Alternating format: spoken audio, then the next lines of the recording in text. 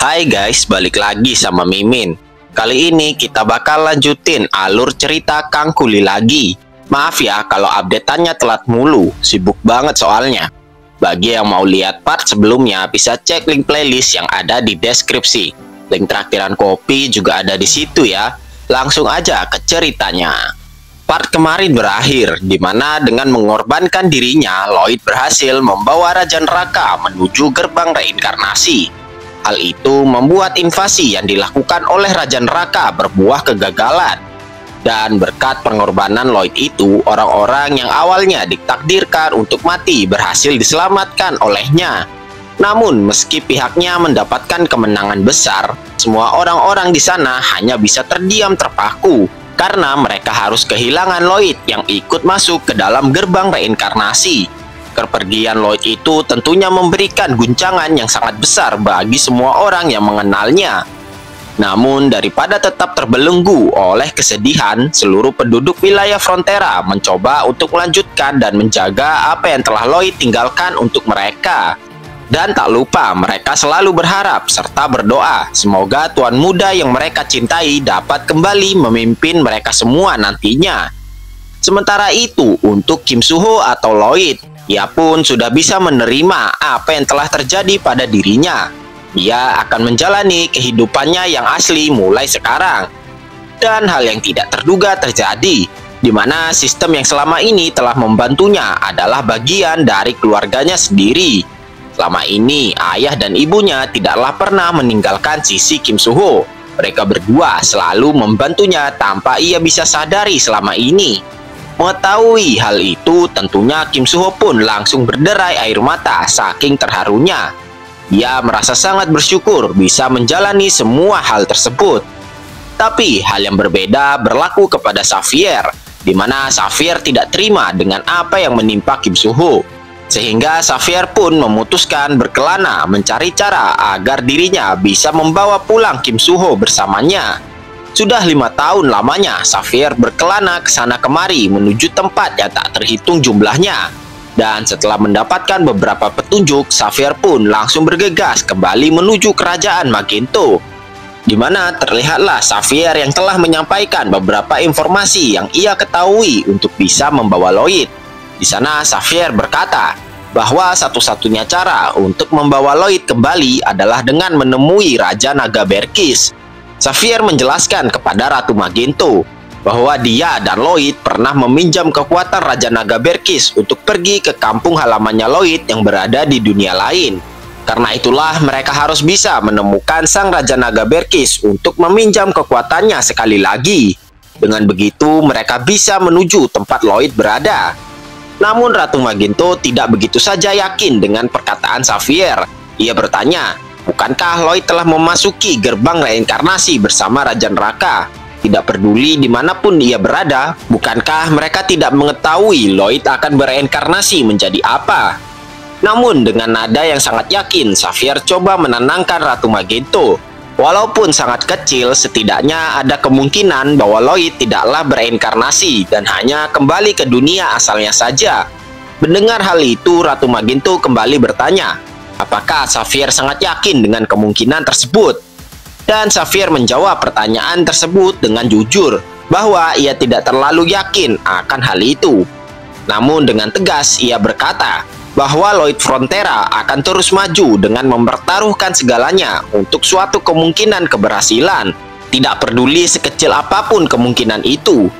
Ratu Magento yang mendengar perkataan Xavier itu lalu tertegun untuk sesaat. Dengan sepatah kata dari Xavier tadi, Ratu Magento langsung menyetujui untuk sepenuhnya mendukung pencarian dari Raja Naga Berkis. Namun sebelum itu, Ratu Magento meminta Xavier untuk menceritakan apa yang sudah ia temukan sampai sekarang. Xavier lalu bercerita bahwa ia telah mencoba untuk mengingat kembali jalan menuju sarang naga yang pernah ia lalui bersama Lloyd. Namun meski telah menjelajah selama berbulan-bulan, dirinya tidak kunjung bisa menemukannya. Ia rasa ada semacam penghalang sihir berupa distorsi ruang yang melindungi sarang tersebut. Mereka sebagai seorang manusia tentunya tidak bisa menghancurkan penghalang sihir sehebat itu.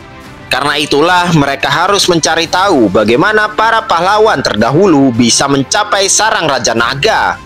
Berkat perkataan Xavier itu, seluruh informan kerajaan Magento mulai mencari catatan-catatan yang berisikan cerita tentang para pahlawan terdahulu yang berhasil menemui Raja Naga.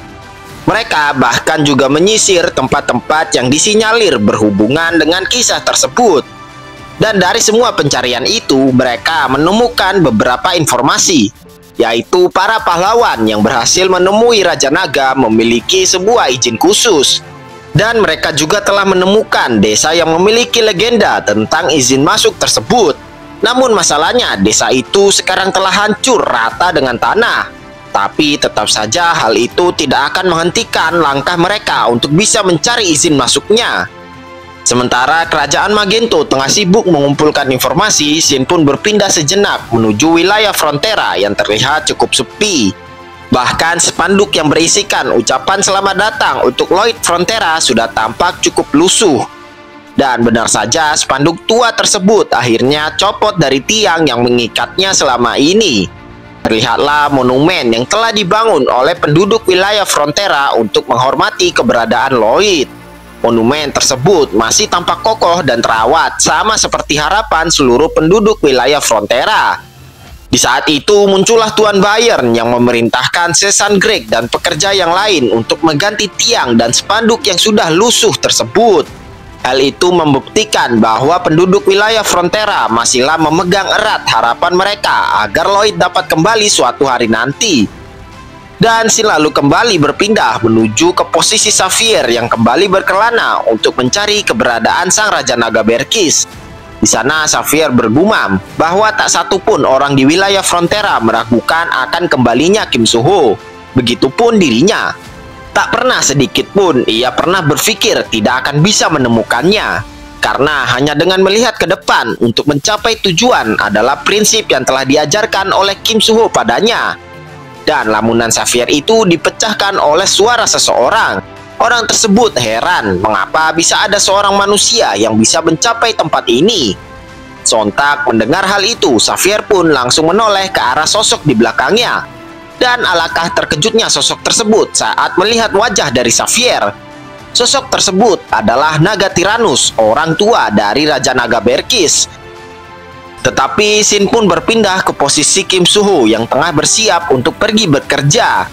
Ya, walaupun sorot matanya tidak menunjukkan rasa semangat, mau tidak mau Kim Soo-ho harus menjalani kehidupannya di sini. Dan tanpa basa-basi, Kim Soo-ho lalu berangkat menuju kantor tempat ia bekerja.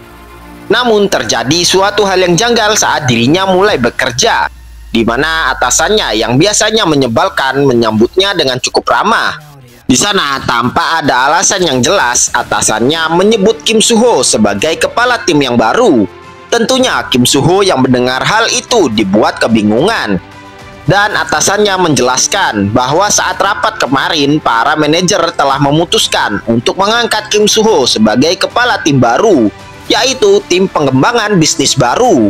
Ya, walaupun Kim Soo-ho tahu seberapa konservatifnya perusahaan ini, para orang tua kolot itu tidak bisa menyangkal kalau Kim Soo-ho menghasilkan uang yang sangat banyak bagi perusahaan.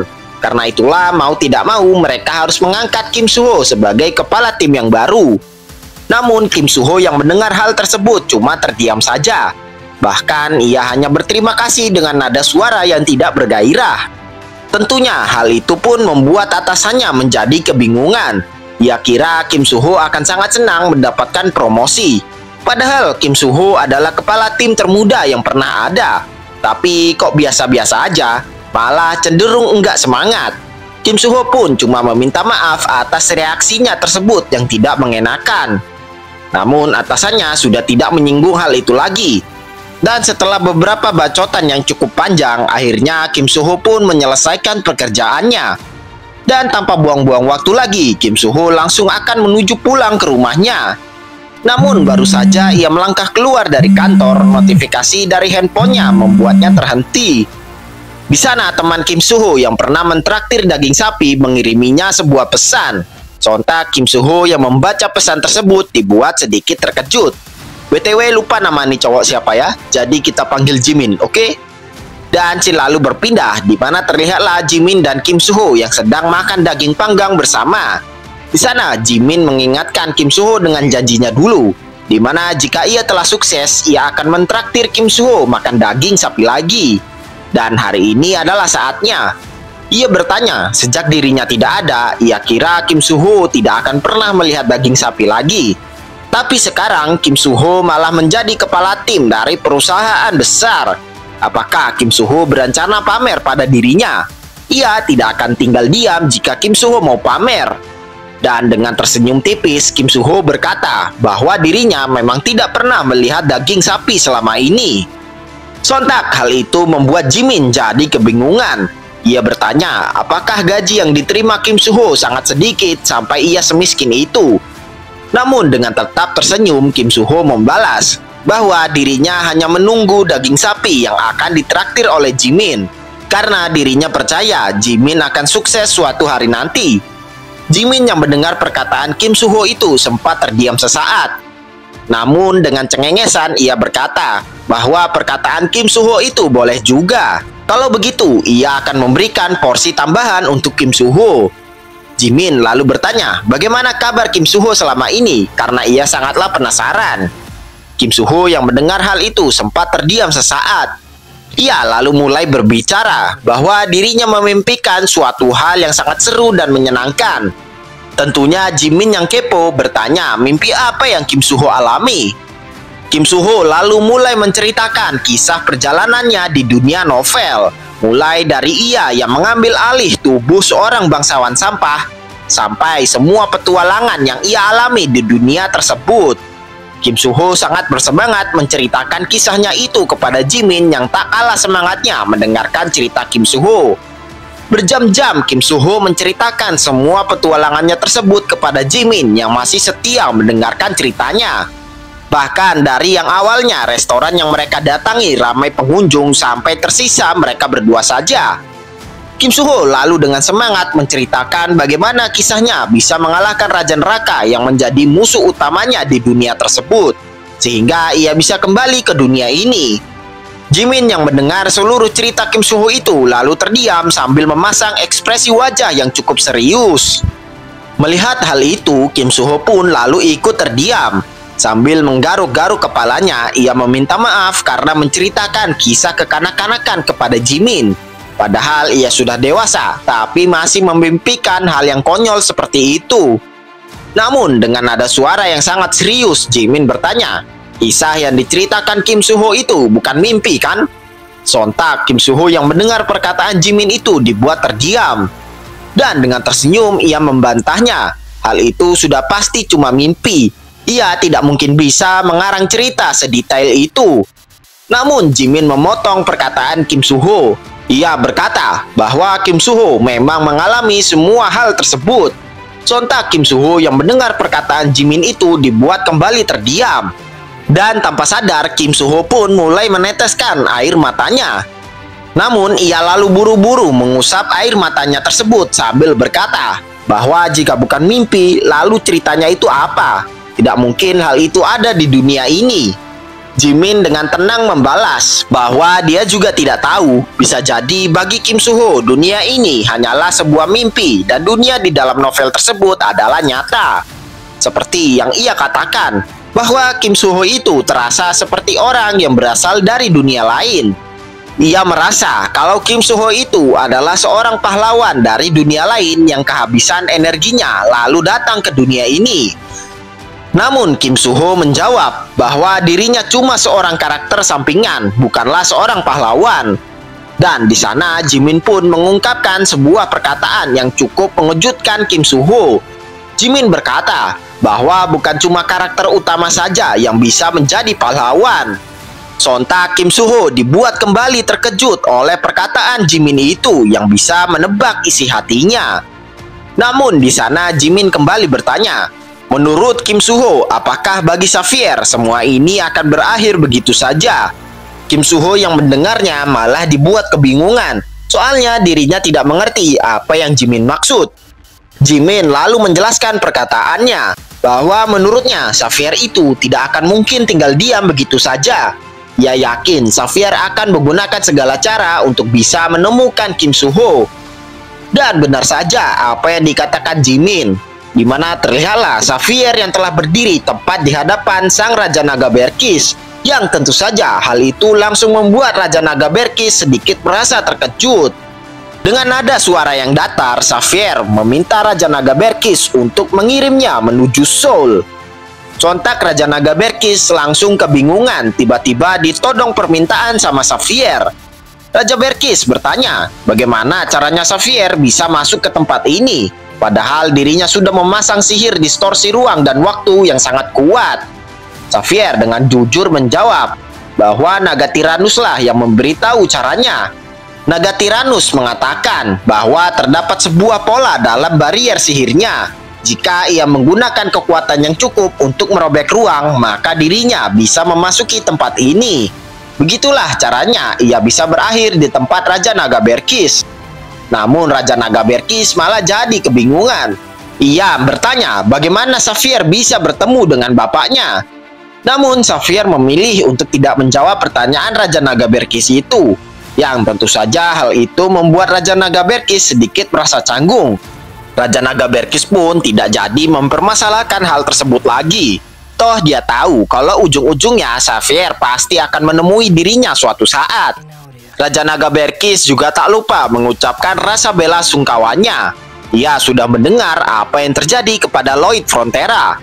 Namun dengan tegas Xavier membalas bahwa ini semua belumlah berakhir.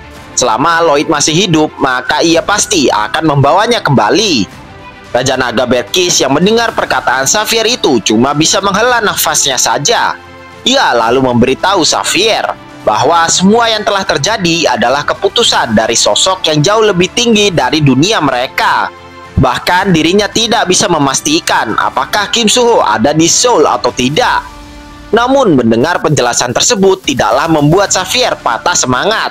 Ia berkata, berdasarkan penjelasan Raja Naga Berkis barusan, kemungkinannya tidaklah nol, bukan? Sontak Raja Naga Berkis tersenyum sambil kembali menghela nafasnya. Karena Xavier udah kekeh dengan keyakinannya, maka Raja Naga Berkis kemudian menjentikan jarinya. Dari jentikan jarinya tersebut, muncullah sebuah portal antar dimensi di samping Xavier. Sambil merogoh sesuatu dari balik jasnya, Raja Naga Berkis menjelaskan bahwa portal tersebut akan membawa Xavier menuju Seoul. Namun karena Kim Soo-ho tidak membawa mana khusus dari dunia ini, maka akan sangat sulit untuk menemukannya. Ia juga tidak bisa memberikan Xavier alat pendeteksi lokasi apapun. Jadi semua hasilnya tergantung akan kerja keras dari Xavier seorang. Raja Naga Berkis lalu melemparkan sebuah benda yang ia ambil dari kantong jasnya kepada Xavier.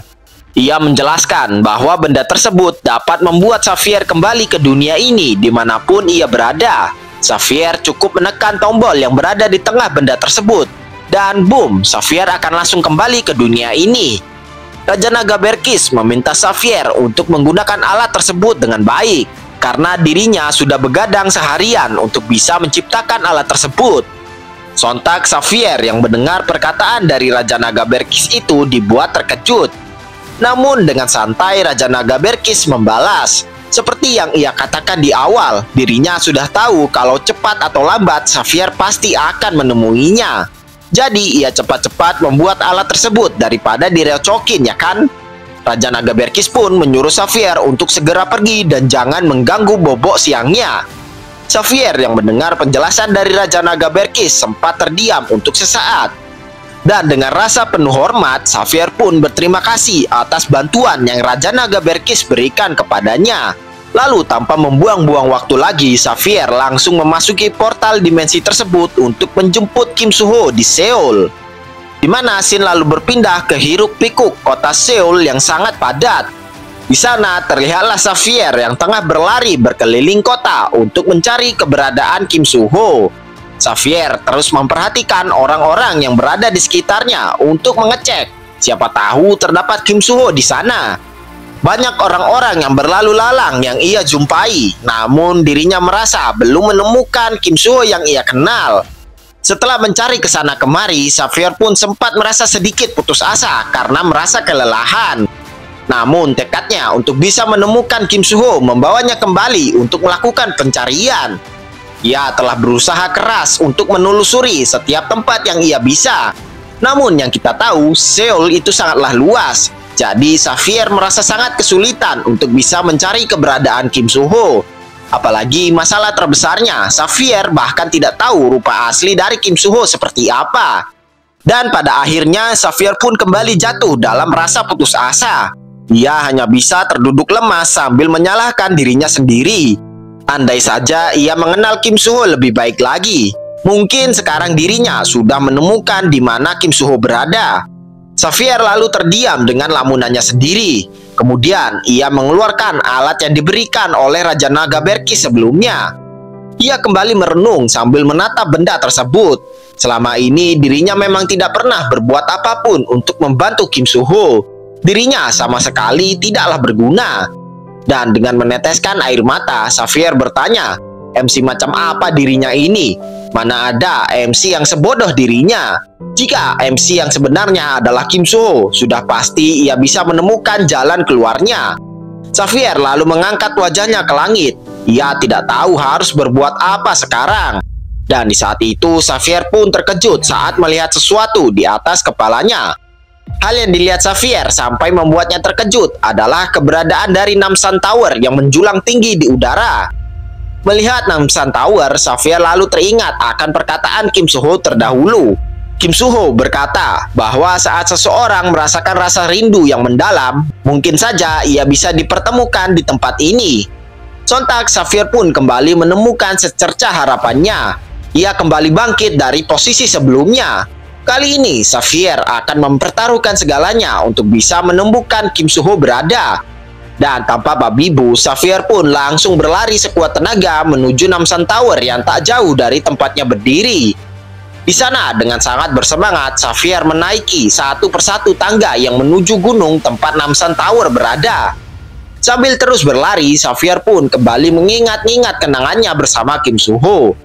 Mulai dari awal pertemuannya dengan Kim Soo yang diwarnai dengan kehebohan, sampai beberapa petualangan mereka yang tak mungkin ia lupakan.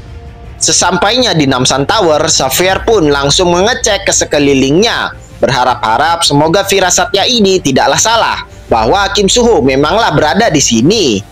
Xavier kembali mengingat apa yang sudah Kim Soo-ho lakukan untuk dirinya dan seluruh penduduk wilayah Frontera. Bahkan Kim Soo-ho sampai rela mengorbankan dirinya sendiri demi menyelamatkan semua orang. Satu kalimat dari Kim Soo-ho yang tak akan pernah bisa Xavier lupakan. Kalimat terakhir sebelum Kim Soo-ho menghilang dari kehidupannya.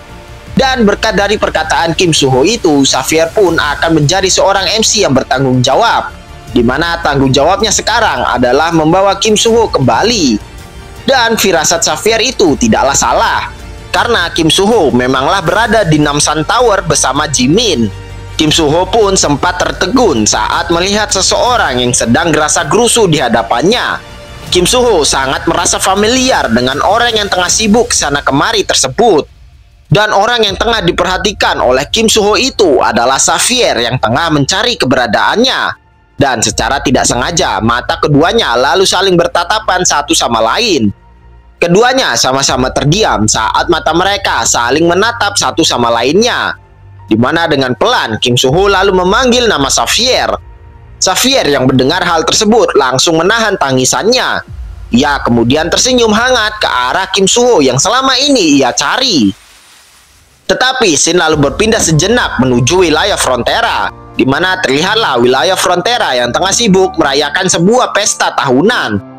Pesta tersebut adalah pesta yang wajib mereka lakukan setiap tahunnya semenjak Lloyd menghilang. Jika dihitung, maka pesta ini adalah pesta kelima sejak mereka mengadakannya. Di sana, Konfrontera mulai berpidato.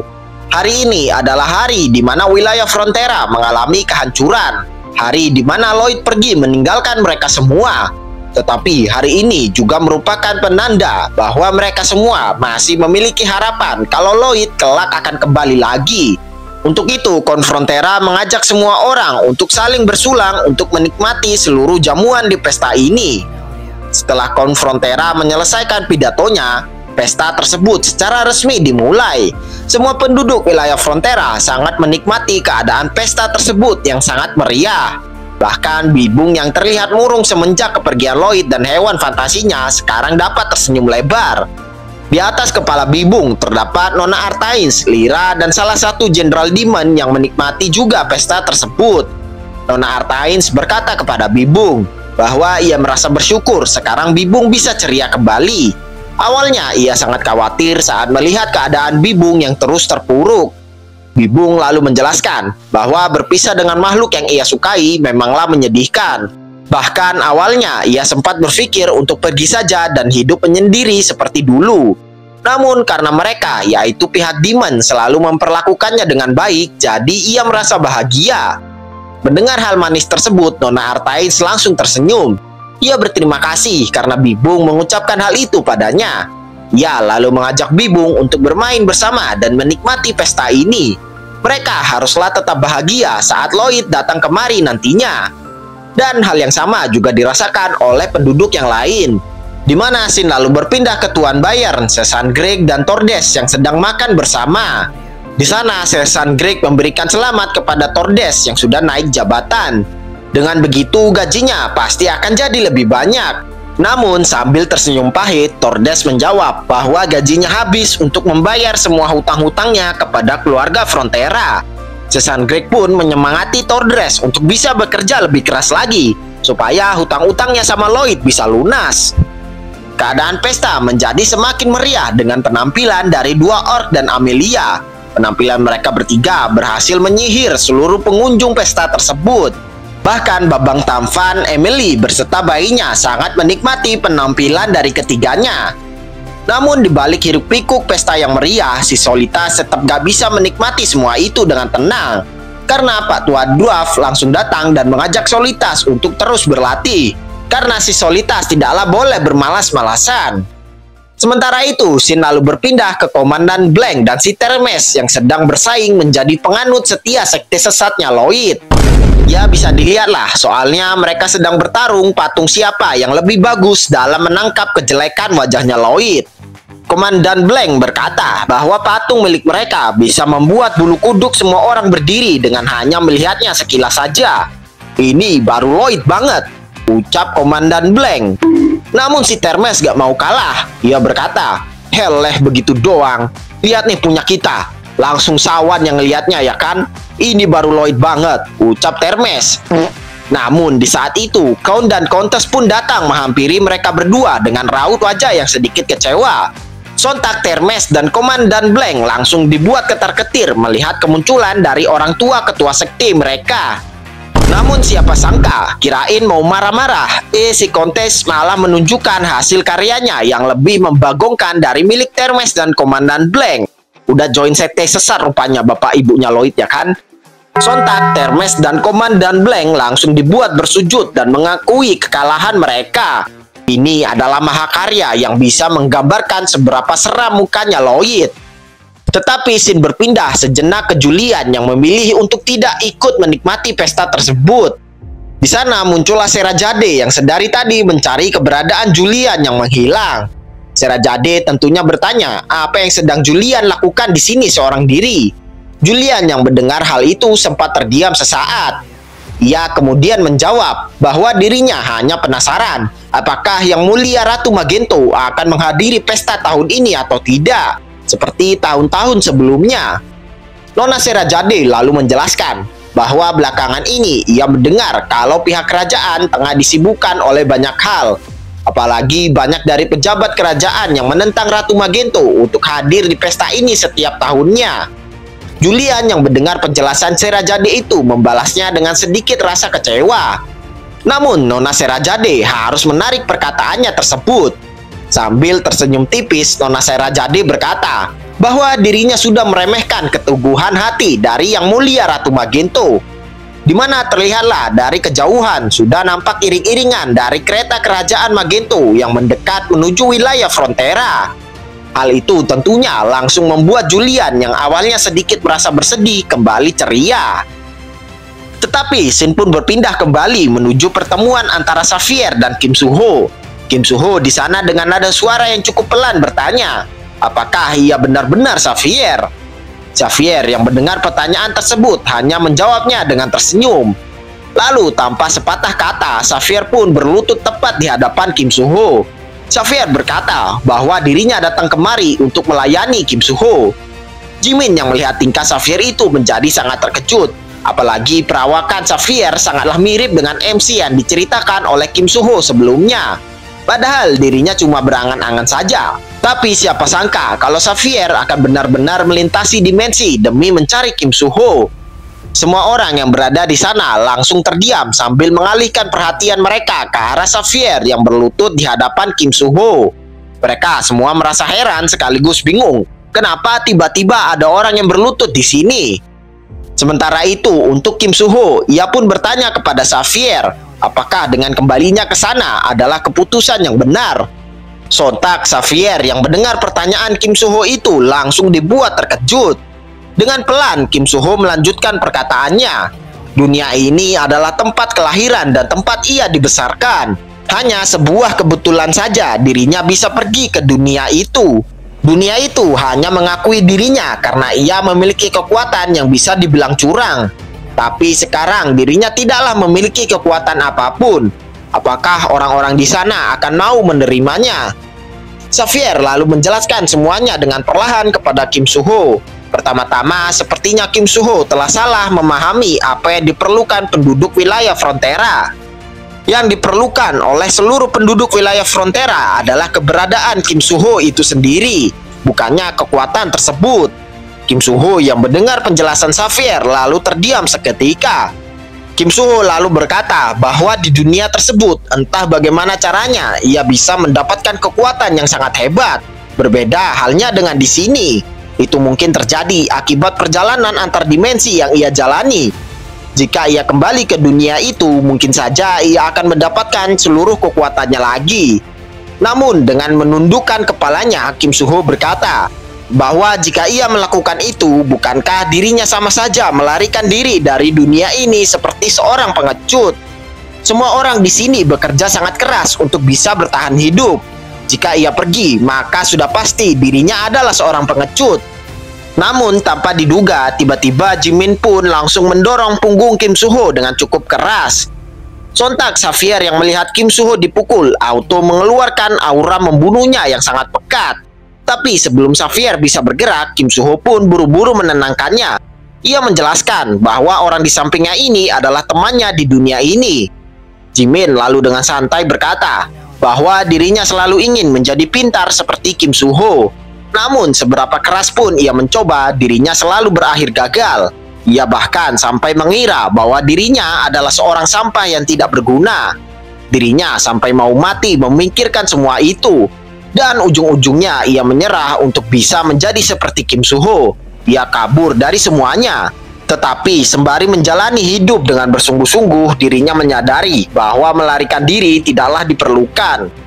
Mungkin dirinya cuma perlu menemukan dunia yang sedang ia cari. Dunia di mana dirinya bisa mempunyai kekuatan nge-cheat. Banyak orang yang mengalami hal yang sama seperti yang mereka alami. Mungkin saja orang-orang itu yang sekarang merasa rendah diri belum menemukan dunia yang cocok untuk mereka. Dengan tersenyum hangat, Jimin pun menyuruh Kim Soo-ho untuk pergi ke dunia itu. Dunia di mana ia bisa menjadi kangkuli terhebat di dunia. Sontak Kim Soo-ho yang mendengar pencerahan dari Jimin langsung terdiam seketika. Kim Soo-ho lalu menoleh ke arah Xavier yang masih setia menunggu jawabannya.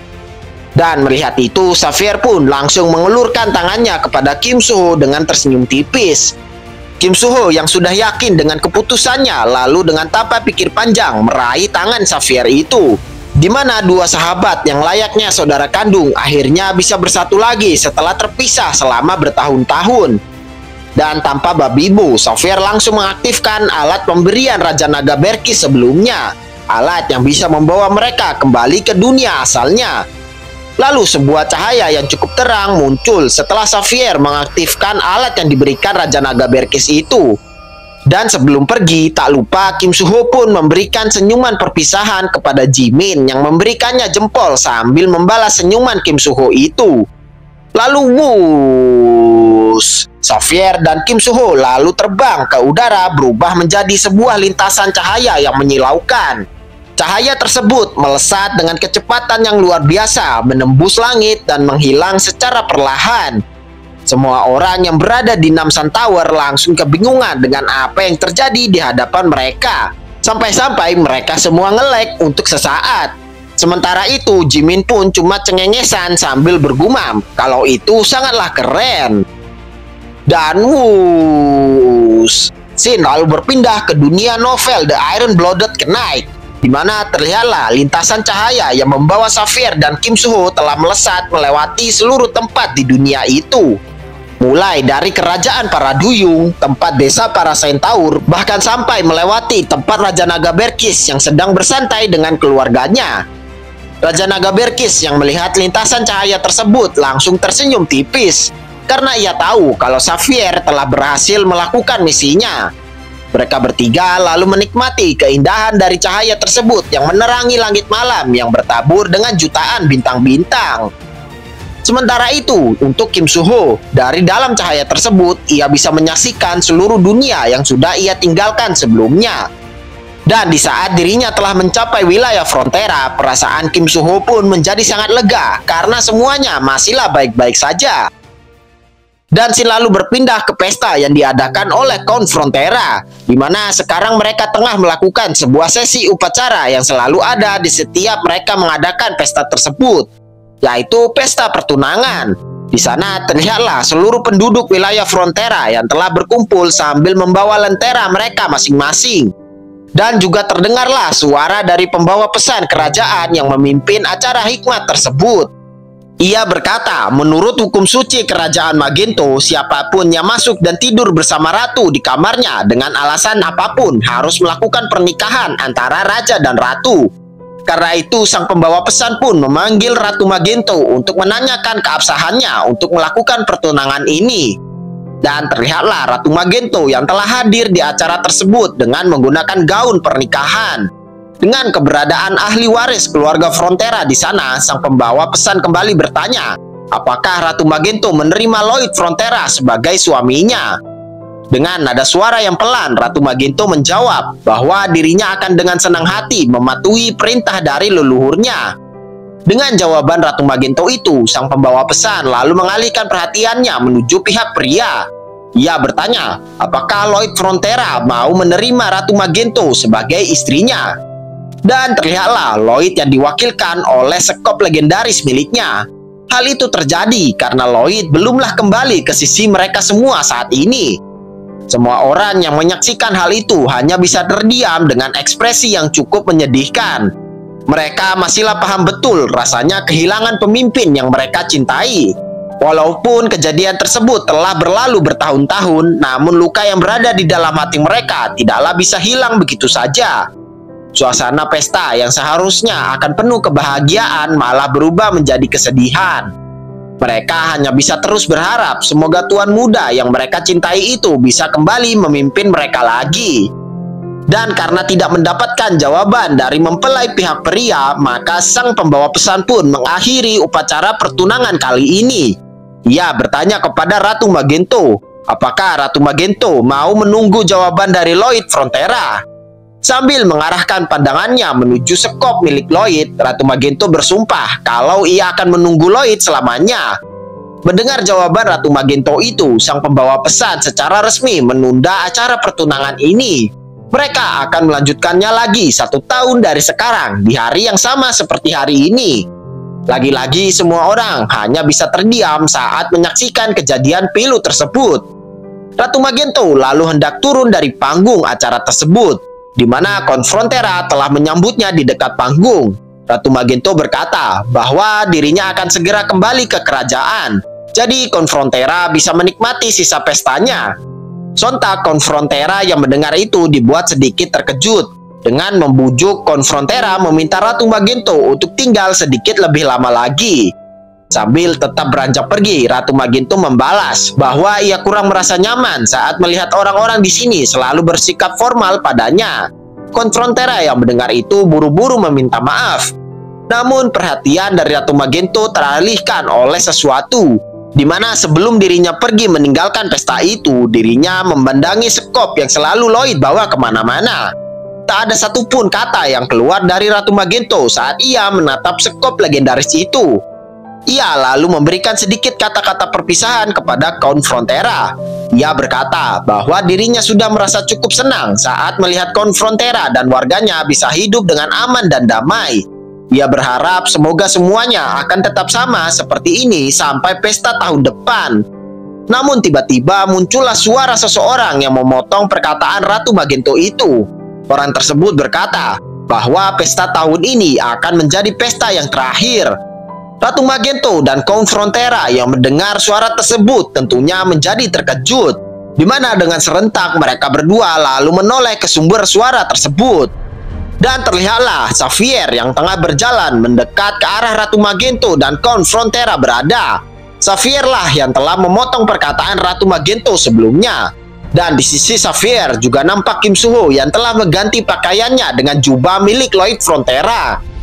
Di sana semua orang yang menyaksikan kedatangan Xavier dan Kim Suho pun tertegun dengan apa yang terjadi.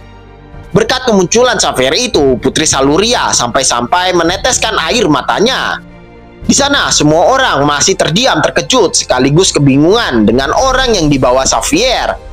Di mana kemudian Kim Suho mulai berjalan seorang diri mendekat menuju tempat Ratu Magento berada. Semua tatapan seluruh orang di sana jatuh kepada Kim Suho yang tampak masih ragu-ragu dengan jati dirinya. Namun Ratu Magento tanpa pikir panjang langsung berjalan mendekat ke arah Kim Suho yang masih memalingkan wajahnya ke tanah. Ratu Magento lalu menatap wajah dari Kim Suho dengan seksama. Namun Kim Suho yang ditatap Ratu Magento malah mengalihkan pandangannya itu ke arah lain. Dan tanpa diduga-duga, Ratu Magento lalu menyentuh wajah dari Kim Suho dengan tangannya. Hal itu tentu saja langsung membuat Kim Suho terkejut. Ratu Magento lalu mengusap rambut dari Kim Suho yang menutup sebagian wajahnya dengan lembut. Di sana Ratu Magento tengah mencoba memastikan apakah Kim Suho adalah orang yang ia kenali atau bukan. Mendapatkan sentuhan dari Ratu Magento membuat Kim Suho merasa malu-malu sampai wajahnya memerah. Melihat reaksi Kim Suho itu, Ratu Magento langsung melepaskan tangannya. Sepertinya Kim Suho masihlah ragu-ragu akan dirinya sendiri. Ia juga meragukan apakah Ratu Magento akan mengenali dirinya atau tidak. Namun Ratu Magento lalu berkata bahwa pria yang membuatnya jatuh cinta selalu datang ke pelukannya saat dirinya merindukannya. Sama seperti sekarang, ucap Ratu Magento dengan tersenyum manis. Sontak Kim Suho yang mendengar perkataan Ratu Magento itu langsung dibuat tertegun. Di mana dengan tersenyum Ratu Magento lalu bertanya apakah perkataannya tadi itu salah. Seketika Kim Suho yang awalnya merasa ragu akan dirinya sendiri akhirnya mendapatkan kepercayaannya lagi. Sekarang ia bisa menatap Ratu Magento dengan sungguh-sungguh. Kim Suho lalu mengangkat tangannya tinggi-tinggi. Ia kemudian berteriak bahwa dirinya telah kembali. Sontak semua orang yang berada di sana langsung bersorak gembira dengan pengumuman tersebut. Mereka merasakan kebahagiaan yang sangat besar karena penantian mereka selama ini telah membuahkan hasil. Orang yang mereka tunggu-tunggu kedatangannya selama bertahun-tahun akhirnya muncul sekarang. Tentunya wilayah Frontera akan merayakan kejadian yang membahagiakan ini dengan sangat meriah. Dan di sela-sela momen tersebut, sistem yang kita pikir telah lenyap muncul kembali tepat di hadapan Kim Suho. Sistem berkata bahwa semua orang yang mengenalnya merasa sangat gembira dengan kemunculan Kim Suho di dunia ini. Sontak Kim Suho yang awalnya tidak mengira hal itu dibuat sedikit terkejut.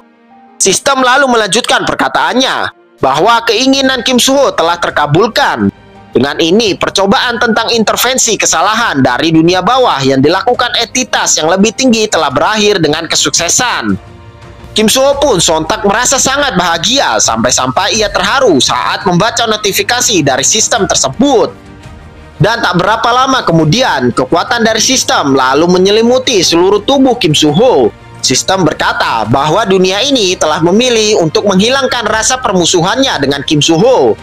Dunia yang disebut The Iron Blooded Knight kini telah direset. Sekarang dunia ini akan memiliki takdir dan nama yang baru. Dunia di mana kehidupan santai fantasi dengan kemampuan kuli ajaib akan dimulai.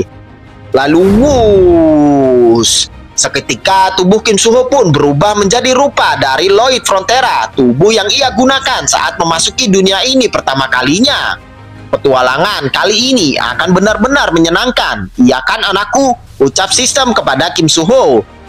Dan dengan dikembalikannya penampilan Lloyd, para hewan fantasinya juga ikut dikembalikan. Di mana Lloyd dengan sangat senang menyambut semua hewan kesayangannya itu. Dan jangan lupa kalau Lloyd memiliki naga yang perkasa sebagai hewan peliharaannya. Di sana Yong-yong seketika meraung dengan kerasnya seolah-olah ia tengah berteriak dengan gembira. Dan untuk Belle, ia pun langsung membesarkan ukuran tubuhnya untuk bisa bertemu dengan Bibung. Di mana Bibung yang bisa bertemu lagi dengan Belle tentunya merasa sangat bahagia. Bahkan Bibung sampai-sampai meneteskan air matanya saat berlari menuju arah Belle. Mereka berdua lalu berpelukan di udara, seolah-olah tengah melampiaskan rasa rindu yang mereka tahan selama ini.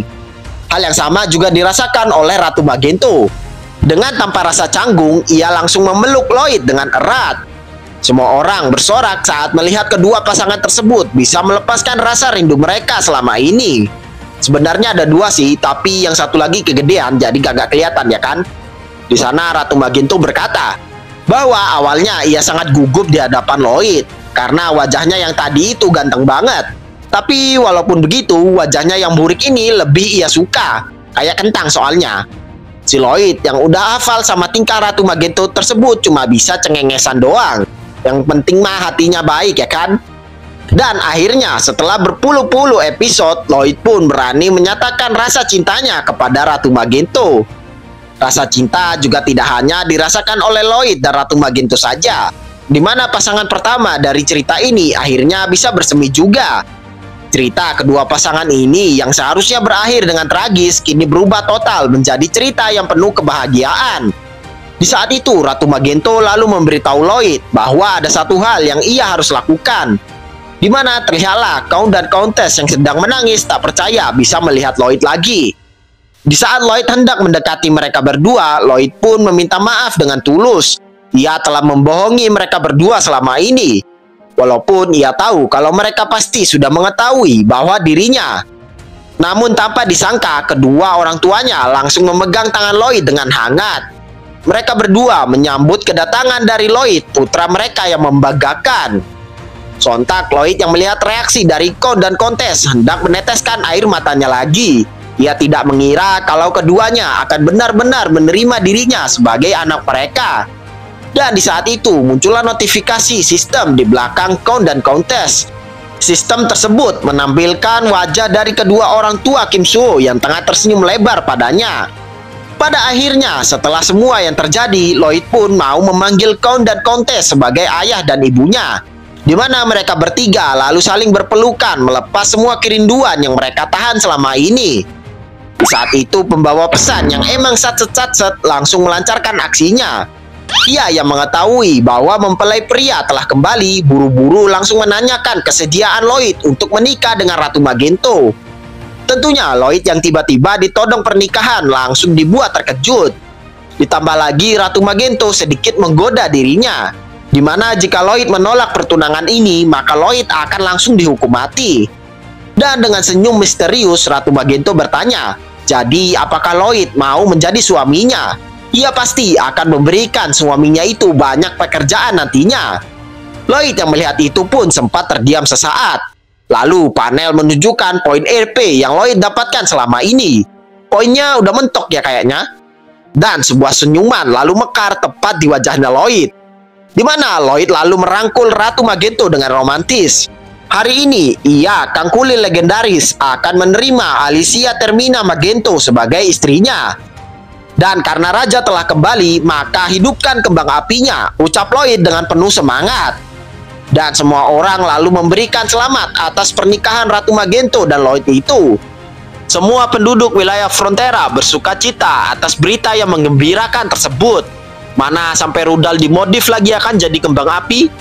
Semua orang tentunya langsung merayakan pesta besar-besaran setelah Lloyd mengumumkan pernikahannya. Tawa, tangis, haru, bahagia, semua perasaan tersebut tercampur aduk dalam pesta yang begitu meriah. Pesta yang menandakan akhir dari masa-masa menyulitkan. pesta atas kemenangan mereka yang harus tertunda selama bertahun-tahun.